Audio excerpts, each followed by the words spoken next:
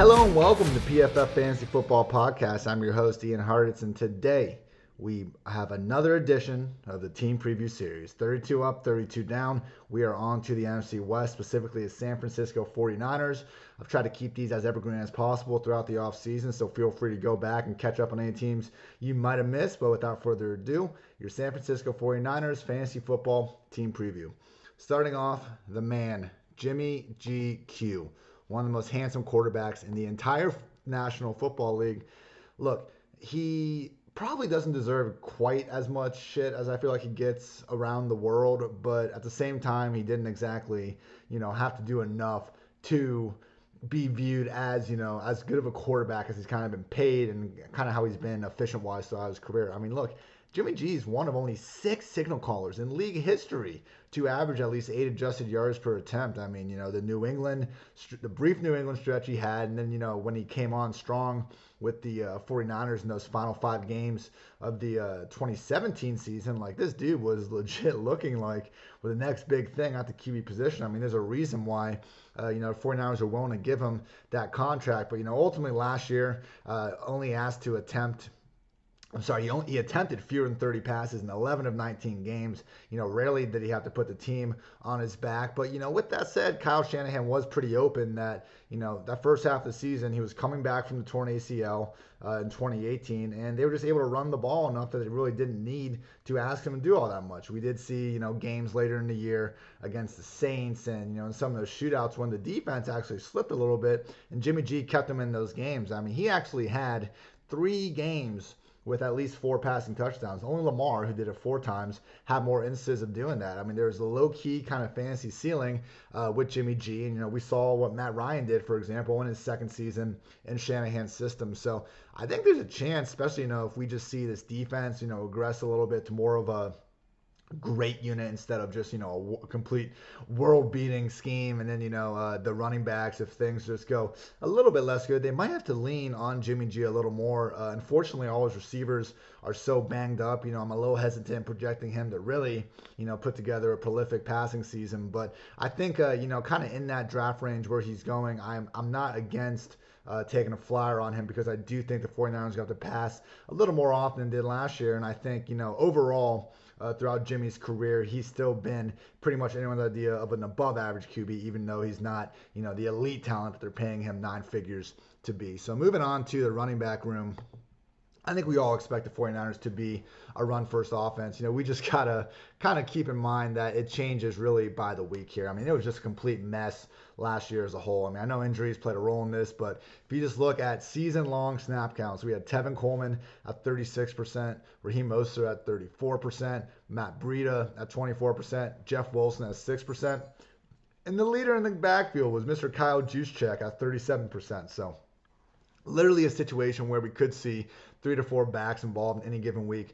Obviously, Breida is now a member of the Miami Dolphins, and Jarrett McKinnon, blast from the past, is reportedly healthy, and I mean, he's just earning rave reviews from training camp. Beat writers saying no linebacker on the roster can even stick with the guy, considering some of the linebackers the 49ers do have in their coverage ability, the Fred Warner types. It's a pretty good compliment. So we're expecting, I did a projected, split of each backfield a few weeks ago, and I have Mostert getting 45% of the backfield snaps, Coleman getting 35%, and McKinnon getting 20%. That's assuming a perfect world where nobody gets hurt and all this. I mean, obviously someone could take the lead at some point. Maybe Jeff Wilson is a little bit involved as well. But, they gave Mostert, they finally kind of gave in to his contract demands. Not a big one, but they gave him a little bonus. And, everything we've seen out of camp is that he should be their starting back, ahead of Coleman. It's still going to be a kind of a split early down committee, I think. I mean, look, Coleman had 29 carries, 220 yards, 4 touchdowns in the NFC Championship. And then, I mean, he only played 62% snaps in the Super Bowl. So, a situation where, we've seen the Chiefs and other teams, really lean on their true RB1, when the games are, when you reach a single elimination format. 49ers weren't one of them. And, credit to Tevin Coleman for, playing through that ankle injury. He suffered a bad ankle injury week 1 of the season, came back, played through it, had the big divisional round game against the Vikings. But, just a situation where he just didn't look the same as that, really explosive compliment to Devontae Freeman that we saw for all those years in Atlanta. So I do think we get a slightly healthier version of Tevin Coleman, and that's why I have been willing to target him at his ADP. But the big wild card is just McKinnon. I have not landed him in any drafts. I'm skeptical that he's even going to be, the same sort of player to get out there. And even if he is the same player, we're talking about the projected number 3 running back in terms of touches. Maybe with these injuries at receiver, they're forced to give McKinnon, this James White or Tariq Cohen-esque pass down role, but it's just a lot of projection for a guy that we haven't seen take any snaps since the 2017 season. So, hey, I hope McKinnon works out. Coming back from that type of injury, like how can you not be rooting for the guy? But just don't see it. I see Mostert, Coleman, definitely McKinnon. I wouldn't be shocking if Jeff Wilson ultimately gets going. He was very efficient in the limited opportunities he had last season. So this was the league's number 2 scoring offense last year. There's going to be plenty of production to go around in this backfield. Just kind of remains a question as to who that will be on a weekly basis. Moving on to the wide receiver room. Man, so Debo Samuel with this Liz Frank, it's not good.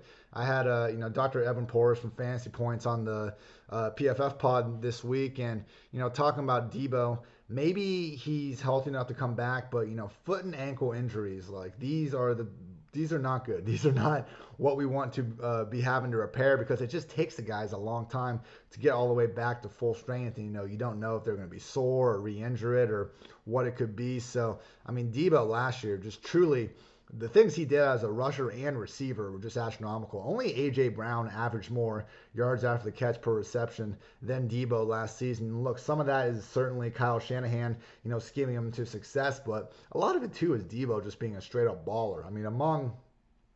Among non-RBs, only Lamar Jackson broke more tackles than Debo in the entire league. So the dude was making it happen, again, as a rusher, as a receiver. They just got him the ball. And, when you pull up Brandon Aiyuk, their first-round rookie, you pull up his any scouting report, and one of the top things you're going to see is his ability with the ball in his hands. Kyle Shanahan truly building, this army of yak monsters. Jalen Hurd was another guy that was supposed to kind of be in that conversation. Unfortunately, he's already got that torn ACL. So now we have, Kendrick Bourne more or less being projected to be a number 1 guy to start the season. We got Richie James, a special teamer. Trent Taylor is more likely to, get some real run out of the slot. It's just it's a tough situation to be all that optimistic about, especially considering, Debo and Aiyuk could be eased back in to an extent. So there might really not be a true number 1 wide receiver on this unit. I think Kendrick Bourne is fine. He was super efficient. I believe he caught all 6 of his targets inside the 10-yard line, 4 touchdowns. So clearly they like what he can do in the red zone. He's made those opportunities count, but it's one of these situations where, I don't see Bourne's role increasing all that much. He's not going to start seeing 10, 12 targets per game. I think they have a role for him in the offense. And, one of the great things about Shanahan as a coach is he doesn't ask guys to do things they're not capable of doing. So I just don't think Bourne's going to be kind of cast into the Debo or Emmanuel Sanders role. I think, honestly, we're going to see George Kittle just handle, the lion's share of opportunities in this pass game. And that brings us to George Kittle, who owns PFF's top 2 single-season marks in yards per route run over the past decade. Among all tight ends over the last 10 years, nobody has averaged more yards after the catch per reception than Mr. George Kittle. My pick for just the single best tight end in the league, still only 26. I have taken the leap of faith and putting him and drafted him ahead of Travis Kelce in drafts. I understand, Patrick Mahomes versus Jimmy G. We don't need to have a conversation about, who has the leg up there. But, if you just look at pure receiving yards over the past 2 seasons, look, Kelce's got Kittle beat by only 135 yards. And the only guys with more receiving yards than those 2 tight ends are Michael Thomas, Julio Jones, DeAndre Hopkins, and Mike Evans. It is truly incredible what these guys are doing, and that's why, I preached on this podcast again and again and again.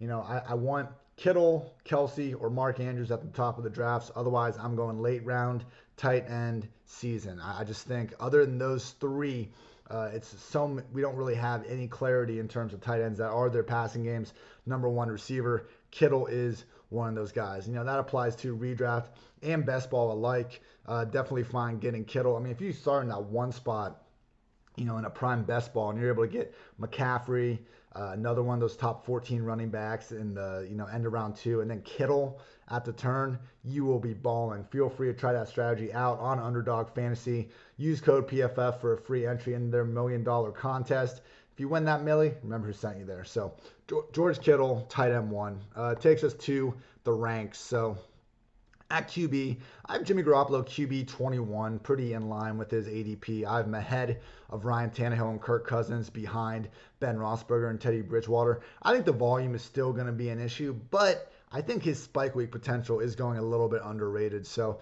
especially when it becomes time to stream guys and you see the 49ers in a game that they might have to pass the ball a little bit more. I know Jimmy doesn't give us anything resembling a rushing floor, but, don't be shocked if Shanahan puts a little more on his plate, and we've already seen him be able to put up big performances when that does happen. Raheem Mostert, I was my running back 21, one spot behind Todd Gurley, one spot ahead of Le'Veon Bell. Mostert's someone that's been moving up my ranks a little bit, not even because of, specific news coming out, but just the more I think about it, the more I do see him getting, 15, comfortable 12 to 15 carries per week. And in that offense, I mean, with the things Shanahan consistently does in his run game, I think it's going to be, more fantasy friendly, 12, 15 carries per week than most guys can attest to around the league.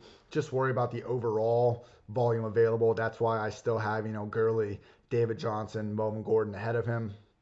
Just guys I think are, projected for, potentially 50 more touches. I mean, it's tough to, Mostert's receiving floor is just such a zero. I'm not saying he's not capable of doing it, but with McKinnon there now, it's just hard to project many, if any, targets for Mostert and Coleman. So with that in mind, just need to knock him down a little bit below those guys who might be worse running backs, but I do think have higher target shares. Tevin Coleman's my RB 32, one spot behind Jordan Howard, one spot ahead of Latavius Murray. And yeah, I mean, I'm taking him just ahead of the kind of handcuff tier of Murray, Madison, Pollard, and Edmonds. I just think that Coleman, a lot of people didn't give him credit for playing through the injury last year. He's a better running back than we saw for most of the season. And guess what? He was still pretty damn effective and productive last year, despite playing through the injury and despite giving up plenty of touches. So, no reason to believe he won't be that 1B in the backfield. And, as we've seen with Shanahan kind of throughout last year and just over the course, I don't think if Coleman just starts vastly outplaying Mostert, wouldn't expect it to happen. But if it does happen, I don't think Shanahan's going to take too long to go ahead and make that switch. Jarrett McKinnon, I don't even have in my top 60. Again, I'm prepared to be wrong rooting for the guy, but I just don't think he's someone that, you should be going out there to target. If we see him get, 8+ targets week 1 and just a true 50%, this is our pass down back role, okay, we'll adjust on the fly, but I'm pessimistic that happens. Wide receiver is where it gets a little rough. I have Debo Samuel as my wide receiver 42. One spot behind Darius Slayton, one spot ahead of Golden Tate, right there in that Giants range. This is not a guy I want to reach for. I mean, I was podcasting with someone that was saying they got him in round 15 of a draft. Okay, obviously, that's fine. But I'm not using a pick before round 10 at a minimum on a receiver who, again, it's just hard to be confident in how healthy he's going to be. I don't mind taking on players if the only thing you complain about is their injury risk if they're healthy. But when we have a guy, like Debo Samuel that is entering the season banged up, that's when I'm taking pause. Brandon Aiyuk, I have down a wide receiver 59, one spot behind Justin Jefferson, one spot ahead of Randall Cobb. I mean, he'd be flirting with Ruggs and Rager territory up in the, 10, 12, 15 spots higher if it wasn't for his, own injury problems he's now going through. So, again, it's just, I think the A.J. Green lesson from last season really, is engraved in my mind where I'm just not going to try to leave too many drafts with guys that are already hurt and we have iffy timetables for their return. Tight end, as I mentioned, George Kittle is my tight end 1, one spot ahead of Travis Kelce. Look, Kelce has been the PPR tight end 1 king 4 straight seasons. I just think at some point we're going to see him age a little bit. Tight end's one of the most physically demanding positions on the field, but what they got to do as a full-time blocker and receiver. I mean, if there's a situation to age gracefully, it is certainly with Patrick Mahomes and that Chiefs offense. But I just think Kittle, better overall player, we can, I think, confidently project him for more targets this year because of, Sanders being gone, the aforementioned injuries everywhere else. I'm going with Mr. George Kittle. Takes us to the 49ers win total. And they are presently sitting at 10.5 wins. They joined the Saints, Ravens, and Chiefs as the only teams in the league with double-digit win totals. I am leaning the under here at 10.5, and it's nothing really against this team. I still think they're fairly loaded all the way around, but losing Buckner isn't great. We've already seen Nick Bosa not be 100% throughout training camp. That D-line was so dominant throughout last season that I think it helped cover up some of their deficiencies elsewhere. Richard Sherman's still anyone's idea of a great cornerback, but there is something to be said when those cornerbacks are able to sit on routes at pretty much 10, 15 yards, just knowing the quarterback's going to be on his back if he tries to take it longer. I mean, I remember someone, showing Sherman getting just pieced up by a Stephon Diggs double move. The ball never came because Cousins was on his back, and I think that's the advantage those cornerbacks have with the pass rush. I mean, I know the PFF folks have stressed over the years that, hey, coverage is more important than pass rush, but that's just saying, like, if it had to be one or the other. Obviously, pass rush can still take over games, and you still want as good of a pass rush as you can have. And, we saw that D-line just wreck opponents last year. So I think if you take that out, it's just going to put a lot of pressure on the rest of the guys to perform.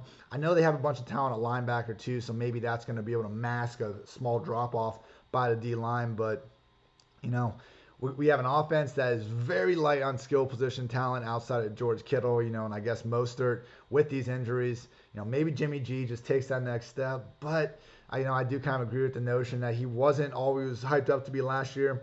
Just seems like one of those instances where again and again and again, except for maybe the Patriots once or twice, we do see a Super Bowl hangover from the losers. So, still think the 49ers are going to be anyone's idea of, a very good team, a competitive week in and week out. They could even win the division, but it's going to be a tough slate. And 10.5, man, just projecting them to go 11-5, a little too steep for me. They seem more like a 10-6, 9-7 squad at this point in time. So that's going to do it. Thank you all for listening. I'm Ian Hartitz. This is the PFF Fantasy Football Podcast.